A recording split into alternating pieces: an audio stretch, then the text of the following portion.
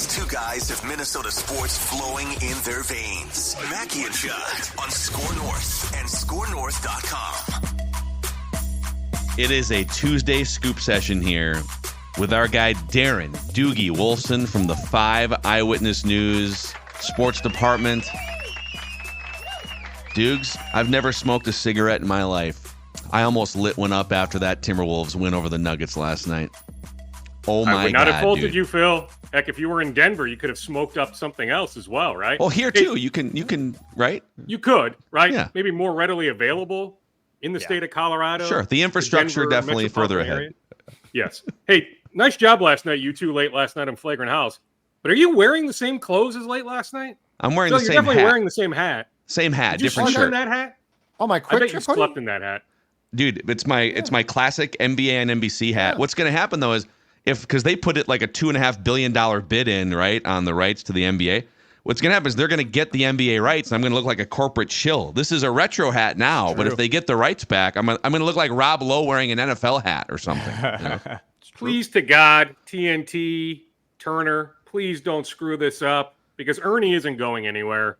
Like, I need my inside the NBA fix. Please. What's Ernie going to do Barkley at would Turner? be great with somebody else. Don't get me wrong. But it's Barkley with Ernie, and Ernie isn't leaving. So, like, we need NBA games on TNT. But why can't Ernie just like work for a different network? What's Ernie going to do at Turner if they don't have the NBA games?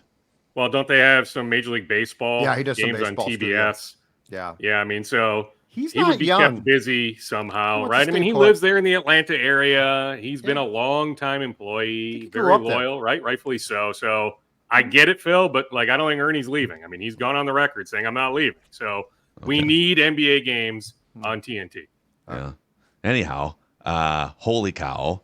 This isn't really like we'll get into scoops if you have them, but just as a guy who has been closely following and covering this basketball team your entire career and life, what did you make of that last night? I mean, Phil, think about 1 year ago to now. Last year, the Wolves led the NBA in technical fouls.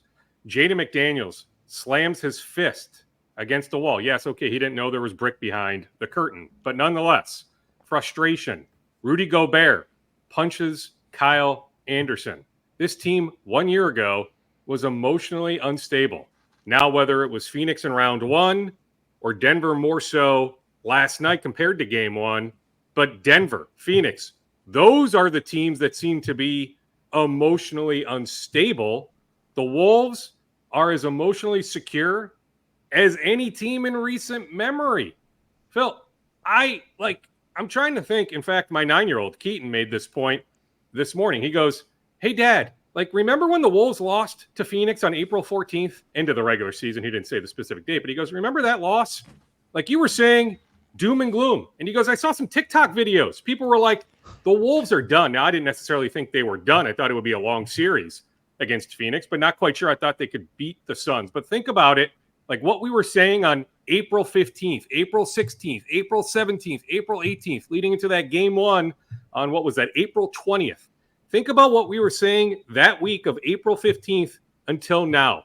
How much has changed over the course of 6 games? 6 down, 10 to go. After last night, when you destroy an opponent, a really good opponent, the way you did last night, Phil, if we weren't already, because, hey, the Wolves were the number 1 seed in the West for like 4.5 months. So maybe we should have gone more all in January, February, March on this team being capable of winning the championship. But if you weren't there, you need to be there right now. Last night was it. That we need to talk about the Wolves playing the Boston Celtics, Game 1, June 6th in Boston. NBA Finals. Or the Knicks, maybe the Knicks.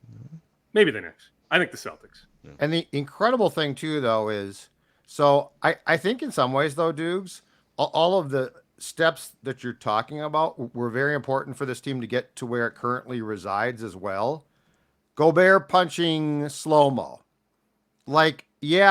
The optics of that are terrible. But in team building, that can actually go one of two ways. It can completely fracture the roster and guys have to be traded, or it can galvanize things. The McDaniels thing was just stupid. But it's funny, to go back to that last loss of the regular season at Target Center to the Suns. I think the key to that loss was the outside freaked out. It's clear internally they never did. And my contention all along was the Wolves were not going to show the Suns jack squat in that game. Because why would you tip them off to anything with planning time now to adjust? So, yeah, the maturity of this team is fantastic.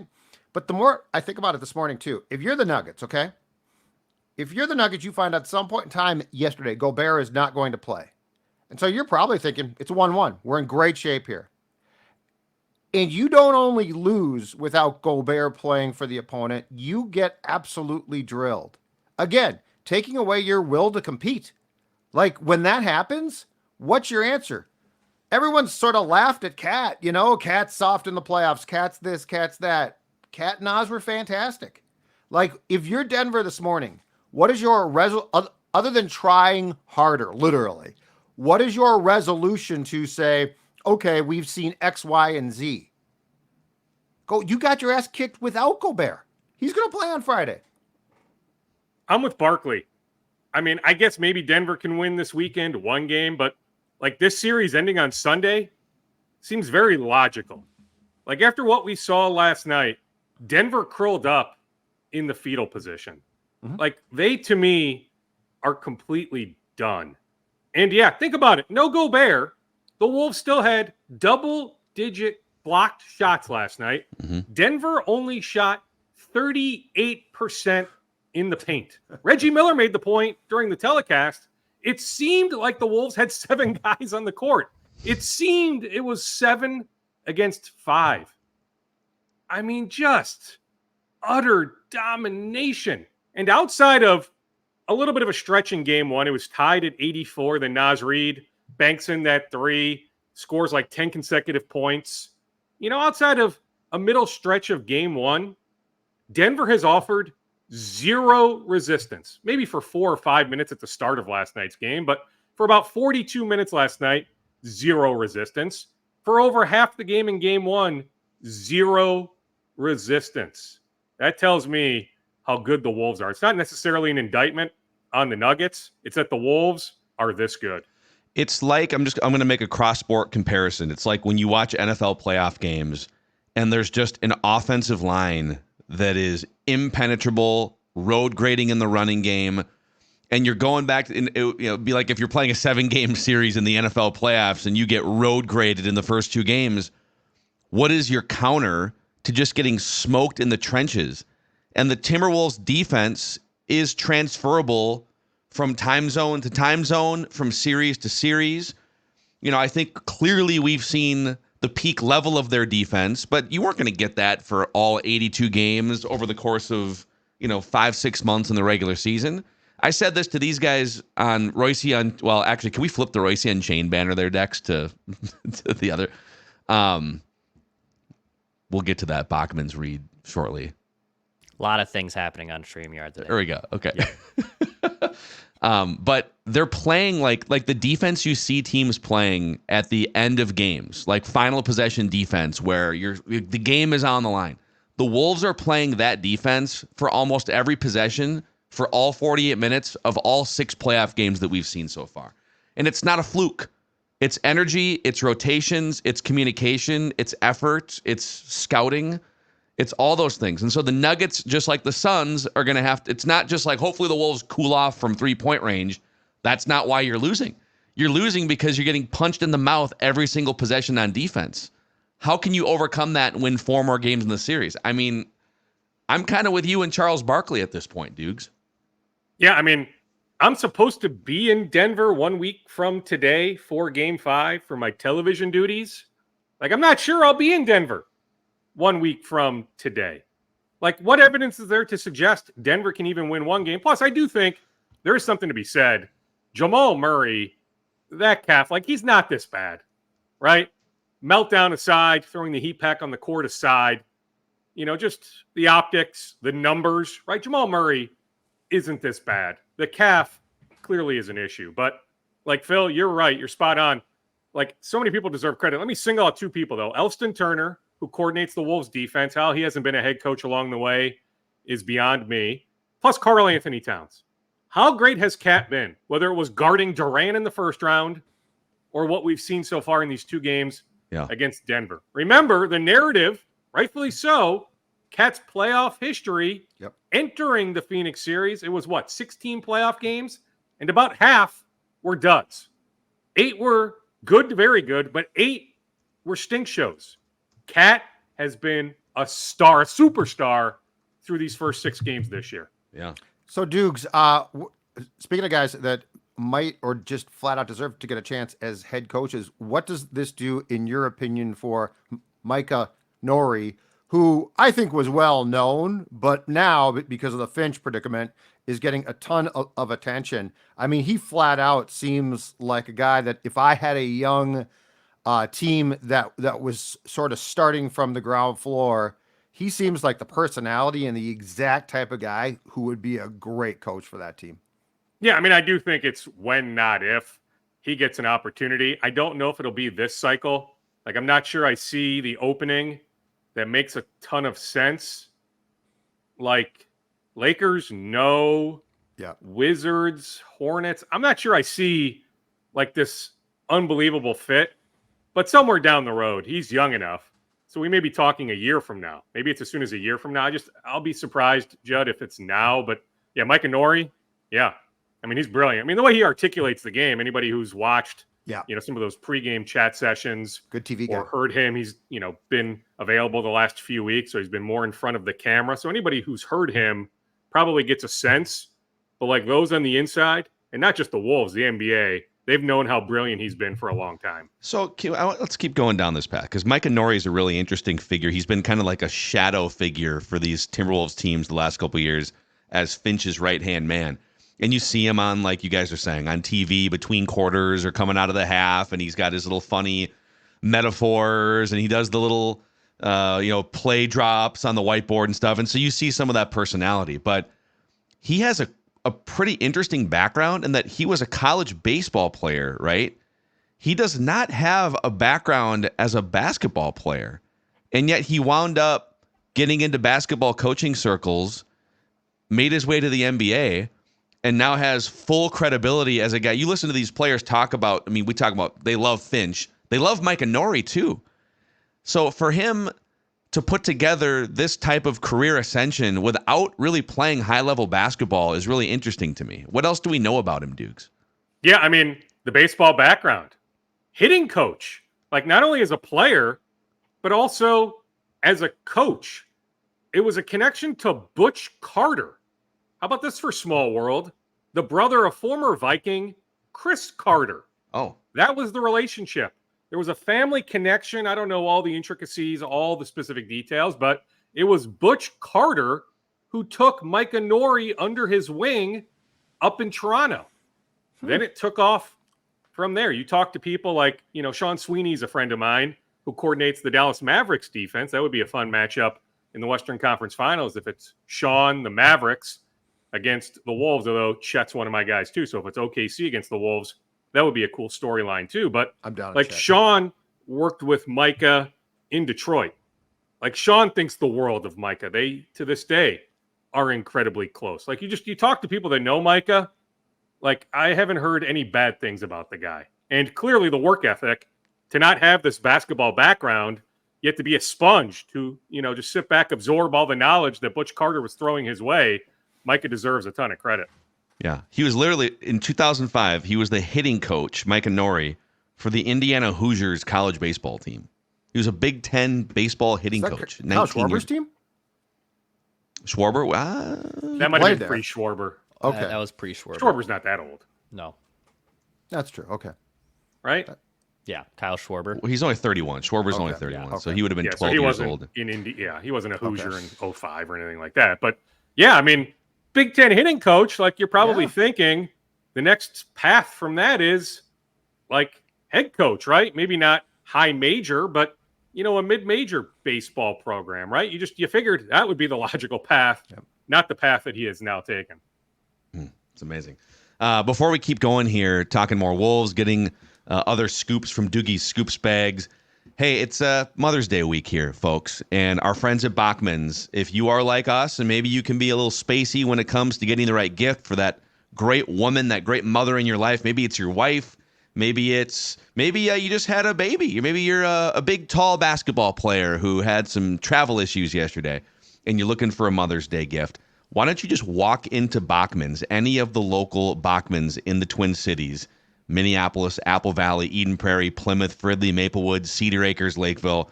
Throw your arms out and say, help me, people at Bachman's.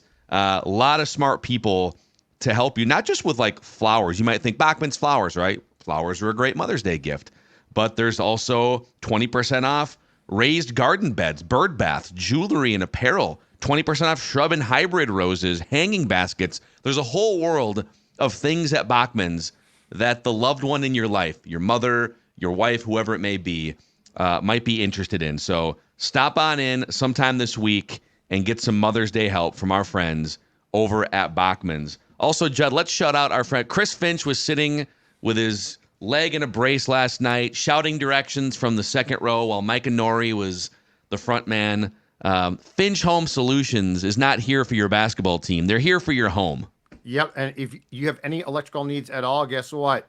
The van is going to come to your house right there, and Cody Finch and his team are going to take care of it. And the good thing is Cody's got two good legs, so he can get into your house and do that work, both big or small. That's right. We're talking panel replacement, indoor lighting, car chargers, upgrades to current systems. If you have any issues, Finch Home Solutions is going to take care of that. Specials right now include a $199 whole home safety inspection, a value ordinarily $357. Finch Home Solutions wants to make sure that your home is safe. They do an outstanding job. 612-357-2604, 612-357-2604, or just visit finchhomesolutions.com.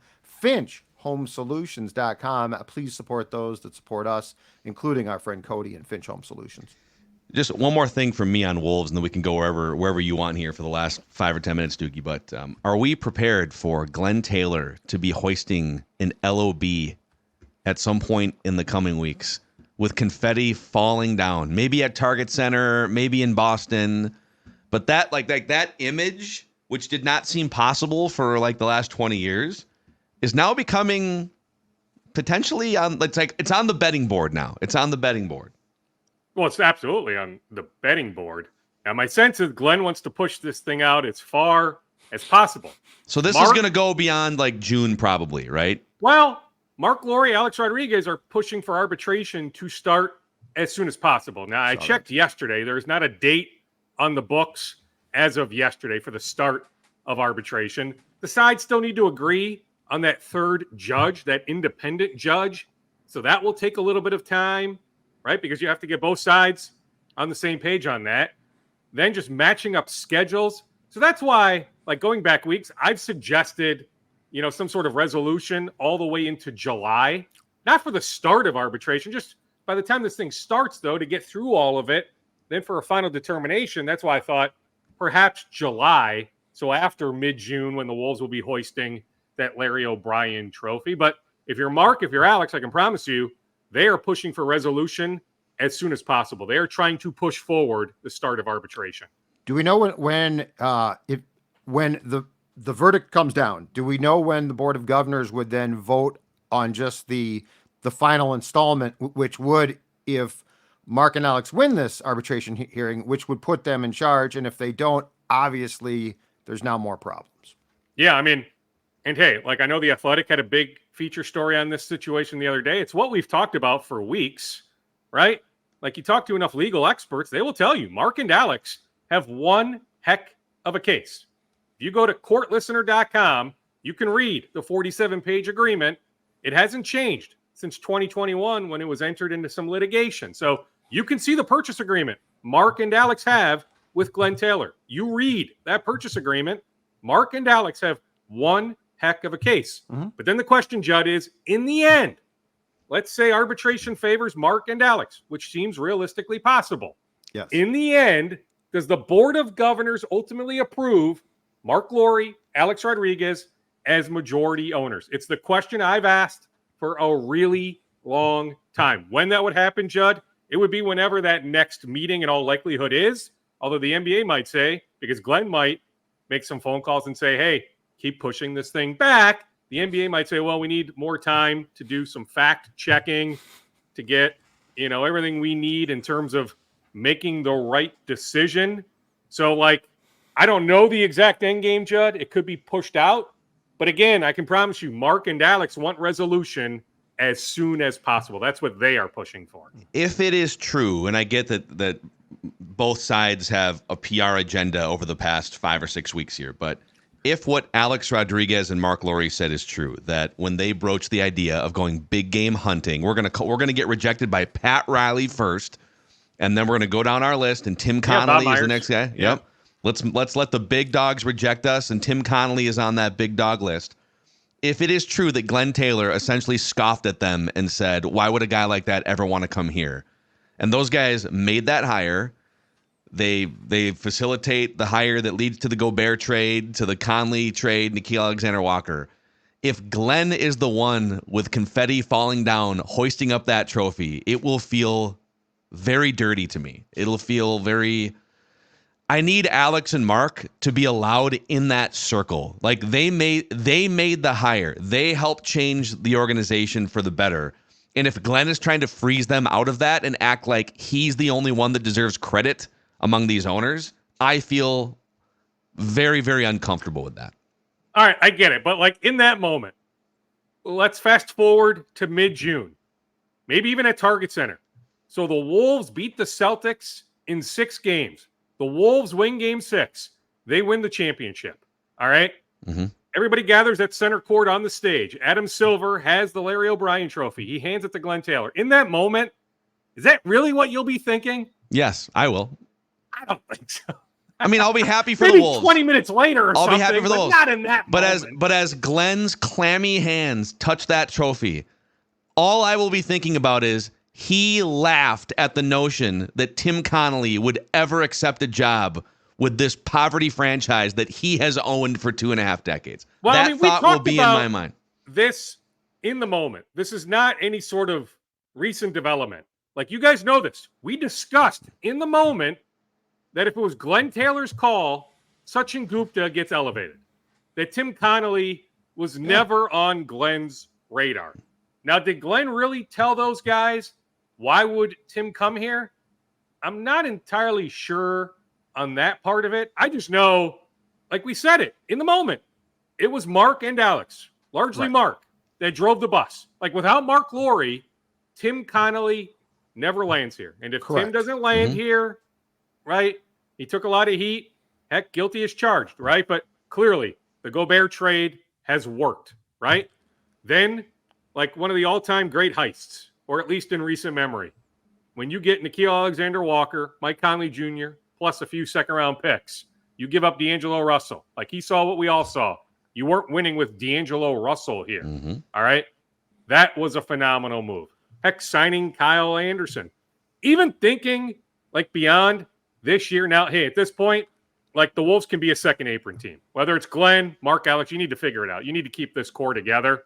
There's no reason to break up this core, right? Because you have Nickeil under contract next year. You have Nas under contract next year. We can talk about 2 years from now when Nas has a player option. He can opt out, go get more money elsewhere. Yeah. Nickeil, unrestricted free agent. Rudy's got that player option, although I would think he would exercise that. But 2 years from now, some question marks. But in the moment, you keep this core together, but you let Kyle Anderson leave as an unrestricted free agent. You let Jordan McLaughlin leave as an unrestricted free agent. But to me, I'd feel okay with one of Leonard Miller or Josh Minott elevating up to a rotation guy. Maybe not quite Kyle Anderson impact, but one of those guys can elevate up. Perhaps even both elevate up. Those were Tim Connelly moves. Everything pretty much he's done has turned to gold. Maybe not Wendell Moore Jr. I'll give him a pass on that late first round. But otherwise, everything has worked out brilliantly. But, Dukes, what you just brought up on a bigger picture scale to me is the most important thing. This franchise right now has a chance to not just do something special, but continue down that path. And I would hate to be sitting here after a run to the finals and now we're fighting about who owns the franchise. There's no cohesion. If they win the NBA championship, if you don't have an ownership group that is poised to start with, hey, we won a championship. Let's start to talk about a new building, which they desperately are going to need. But if this is just turmoil, which, right now it looks like that from an ownership perspective, what a damn shame. Like this is the time to grab stability. Your team has it. Your players have it. Tim Connelly has it. But the franchise does not. What a shame it would be. What a whiff it would be not to grab this, not as this fun spring run, but as this really sustainable long-term, oh my God, this could be a signature franchise, but you need someone in charge then. So that to me, like it's not fun to talk about now because this is so much fun, but the reality is that's why I want somebody in charge. And Glenn's probably not that guy, but this, continue down the path of arbitration and the parents are fighting and who's going to get this. This is not healthy for a franchise that spent a long time not being healthy and finally has a chance to move into a top 5 NBA. This is how you do it franchise. But in the moment, like even mid-July, everybody will still be celebrating that first championship, right? Like, I don't think that'll be at the forefront of a lot of fans' minds, but hey, it's something we need to discuss. Correct. We first broached it a year ago. Tim Connelly has the out. Like, I can tell you guys, the Detroit Pistons 100% have interest in Tim Connelly. Now, do I see a scenario where Tim Connelly leaves Minnesota to run the Detroit Pistons, move to Detroit? Absolutely not. I can't, for the life of me, see that actually happening. But is there another franchise out there that maybe doesn't have an opening right now that knows, okay, if we can land Tim Connelly, we'll blow things up. We need to bring that guy in. I'm just saying it's another part of this equation that's worth monitoring as we move forward. And hey, as great as it's been, it's a reminder of how long this is. 10 wins to go. They've been great, right? Yeah. 6-0. They have 6. They still need to win 10 more games to ultimately hoist that Larry O'Brien trophy. Yep. Yeah. And still, if they win this series, what's tough about this is if they win this series, the season is a wild success beyond anything they've done in 20 years. Yes. But they will also have conquered probably the 2 toughest matchups for them, at least on the Western side of the bracket. So it's, the expectations continue to go up, and you have to respect the fact that if you have a window in the NBA, you're not guaranteed that the window is going to be, what if Wemby becomes this monster and the Spurs are back? This is your opening right here, man. And you have to take it. Hey, 5 more minutes left here or less. What else is in your scoop bag today, Doogie? Well, sure. So I caught up with new Gophers forward Trey Edmonds, a transfer from Texas San Antonio. Last night it was reported some places that Ole Miss was in his mix. No, he also visited North Texas. There was some chatter of him visiting Cincinnati eventually, but he visited here recently, fell in love. So add him to the front court mix. So they added that transfer from Canisius, last name Mitchell. So he's here. Dawson Garcia, Parker Fox. So your core 4 in the front court, you've got Edmonds, you've got Mitchell, you've got Garcia, you've got Fox. But it's roster roulette. It's hard to keep up with, who's a Gopher, who isn't a Gopher. At this point, we've alluded to this, Cam Christie, whether he stays in the draft or ends up elsewhere, Cam Christie isn't coming back at this point. But, it's really hard. I had this chatter with Droogie, my older son. He loves Gophers basketball. He doesn't know who these guys are. He does know who Caleb Williams is from McAllister, but he's who's this Rigsby guy coming in from Oregon? I'm well, showed him a conversation I had with Brennan. But point is, it's hard to wrap your arms around college basketball, specifically the Gophers, and what happened to relationships. Relationships really don't matter anymore. It's all about the money. On the Twins. Oh, hey, wait. I gotta go for it. I'm gonna add to your inciting here. I'm going to report something about Dawson Garcia that I have been told very, very, very reliably. You want to talk about loyalty and relationships? Dawson Garcia turned down 2 to 3 times as much NIL money to go elsewhere. Yes. To stay Remember, with he has the an Gophers. agent. Yeah. Sorry to step on your touchdown call there, Phil. But yes, like these guys now have agents. Trust me. Yes. Now, hey, that agent landed him a nice endorsement deal with Dakota Fitness, right? So he's got some stuff going on here in town. But undoubtedly, yes, Dawson Garcia could have made a ton more money elsewhere. Not even close. So yes, if you're all about, hey, this is a guy who loves playing for the home state team, McDonald's All-American at Prior Lake High School, yes, if you want to, certainly give Dawson Garcia a ton of love. Yep. Okay, Twins, last minute here of scoops. Fire away. Yeah, I mean, Topa's good to go with the knee. I mean, he pitched fine in St. Paul the other day. Declan, you can probably, chime in on this as well, but Topa's good to go. Buxton, my understanding is, we talked about it last week, that he avoided major injury with the knee, that he should be okay after the 10 days. Now, does he need a couple extra days? But, this isn't something that should even need a rehab assignment.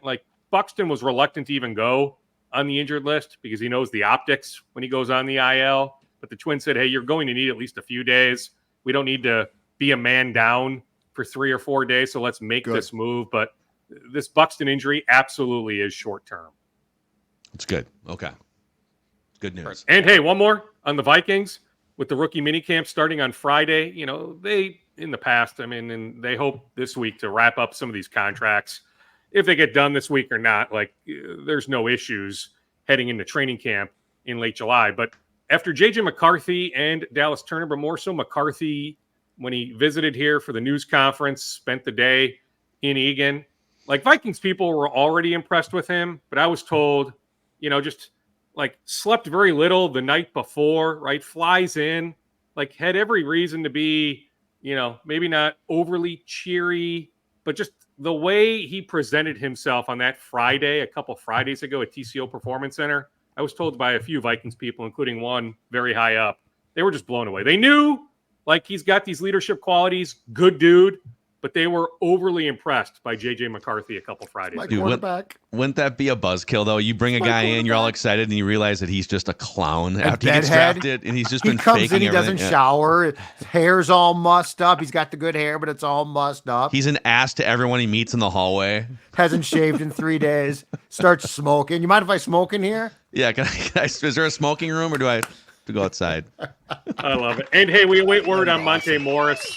Left last night's game early with a finger injury, so I'll get an update later today, have an update heading into Thursday, but I don't have specifics right now. Not that he's played a lot. What's he played? About 60 minutes total through these 6 games. But, hey, I can make a case. Jordan McLaughlin should get the minutes that Monte Morris has gotten. You talk about depth. To me, Jordan McLaughlin deserves some run, but it just hasn't happened. But I'll get an update later today into tomorrow, heading into our appearance together on Thursday on Morris's finger. Love it. Darren Doogie Wolfson from the 5 Eyewitness News Sports Department. Every Tuesday and Thursday here, Minnesota Sports with Mackey and Judd and the Score North YouTube channel. See you, Doogs. All right, boys. Take it easy. Always appreciate it. Good stuff.